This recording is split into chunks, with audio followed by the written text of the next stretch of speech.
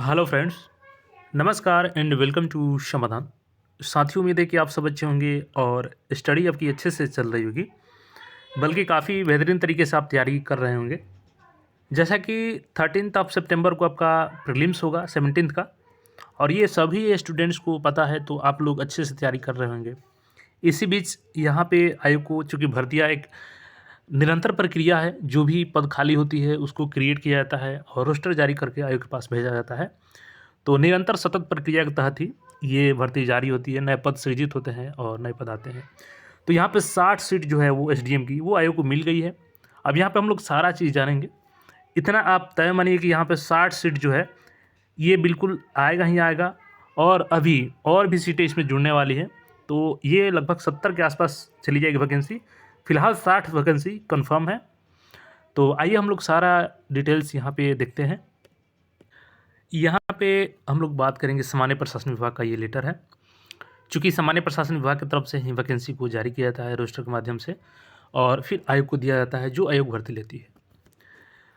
चूँकि आपने देखा कि 68वीं में एसडीएम का एक भी सीट नहीं था, उसके बाद से 69th में भी नहीं था।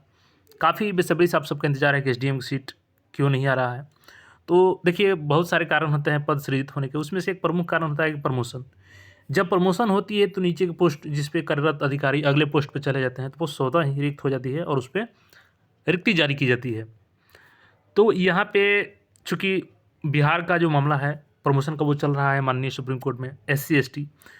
तो इससे क्या हो रहा था कि सरकार के कार्य प्रभावित हो रही थी और नए पद सृजित नहीं हो रहे थे। वैकल्पिक तौर पे 2023 नियमावली बनाया गया बिहार सरकार के द्वारा, और उसमें प्रमोशन करना शुरू किया गया। तो यहाँ पे जैसे कि देख सकते हैं, इसी के तहत यहाँ पे अस्थायी स्थापना कार्यकारी व्यवस्था के तहत बिहार प्रशासनिक सेवा के निम्नांकित पदाधिकारियों को उप सचिव एवं समकक्ष स्तर में उसके विहित वेतनमान स्तर लेवल 11 से सहित अस्थायी स्थापन कार्यकारी प्रभार दिया जाता है। तो यहाँ पे चूँकि एसडीएम जो होते हैं लेवल 9 के होते हैं अधिकारी, और इनका पहला जो प्रमोशन होता है लेवल 11 में होता है। तो यहाँ पे देखेंगे जो अधिकारी हैं इनका लेवल 11 में प्रमोशन हुआ है, जैसे कि डॉक्टर संजीव कुमार सज्जन मधेपुरा, श्री राकेश कुमार सिंह, और इसी तरीके से सीरियल नंबर से यहाँ पे देखेंगे तो टोटल यहाँ पे देख सकते हैं 80। यहाँ पे 80 जो सामान्य प्रशासन विभाग के लेवल 9 के अधिकारी हैं, इनका प्रमोशन लेवल 11 में किया गया है। यानी ये टोटल जो 80 रिक्ति है ये अब स्वतः ही खाली हो गई है। अब आप ये सोच रहे होंगे कि ये तो टेम्पोररी तरीके से किया गया है, तो ये सीटें फिर वैकेंसी कैसे आएगी। तो आइए उसके लिए एक नोटिस देखिए, यहाँ से आपका सारा चीज़ क्लियर हो जाएगा।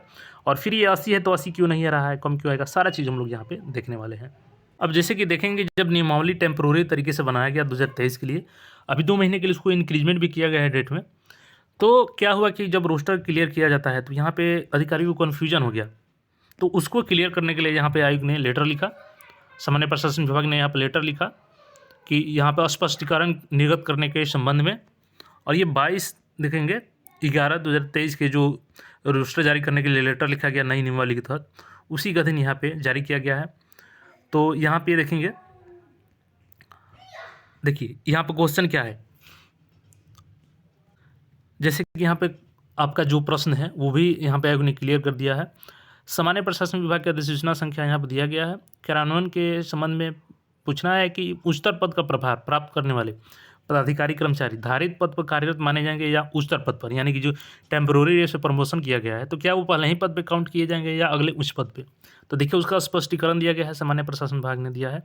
अंकनीय है कि महालेखागार सक्षम प्राधिकार द्वारा संबंधित प्राधिकारी कर्मचारी के पक्ष में उच्चतर पद के समकक्ष वेतन का स्तर वेतन पूर्जा निर्गत किया जा रहा है, न कि पूर्व धारित पद का। यानी इनको पेमेंट नए पद का दिया जाएगा, न कि पहले पद का। यह भी है कि यदि कोई कर्मी उच्चतर पद पर कार्यरत है तो धारित पद स्वतः रिक्त हो जाता है, यानी जो पहले पद पर थे और प्रमोशन हो गया तो वो पहला वाला स्वतः ही रिक्त हो जाएगा, क्योंकि कोई भी कर्मी एक साथ 2 पदों के विरुद्ध कार्यरत नहीं रह सकता है। और चूंकि उच्चतर पद का प्रभार संबंधी यह व्यवस्था विशुद्ध रूप से रिक्ति के विरुद्ध की गई है, यानी पूर्ण रूप से रिक्ति के विरुद्ध की गई है जो खाली था। तो अतः यहाँ पर उच्चतर पद का प्रभार प्राप्त करने के लिए फलस्वरूप स्वाभाविक रूप से रिक्त हुए पदों को रिक्ति यानी वैकेंट मानते हुए उसके विरुद्ध नियुक्ति हेतु रोस्टर क्लियरेंस की कार्रवाई की जाए। यानी यहाँ पे जो प्रमोटर, यहाँ पे 80 अधिकारी जो प्रमोट किए हैं एसडीएम रैंक के हैं जो, तो उनका जो यहाँ पे पद रिक्त हो गया 80 का 80, इसको टोटल वैकेंसी रिक्त माना जाएगा और विशुद्ध रूप से यानी कि बिल्कुल इसको शुद्ध रिक्ति मानते हुए इसका रोस्टर क्लियर किया जाएगा, जिसमें 75% आरक्षण नियमावली लागू होगी। तो अब इसमें कितने सीटें आएंगी? अभी की जैसे कि देखेंगे, अभी टोटल 80 अधिकारियों के यहाँ पे लेवल 11 में किया गया है लेवल 9 से, और एसडीएम लेवल 9 का होता है। तो यहाँ पे 80 में चूंकि डायरेक्ट भर्ती जो होती है लगभग 75% यहाँ पे जो सीटें होती है वो डायरेक्ट भर्ती निकाली जाती है।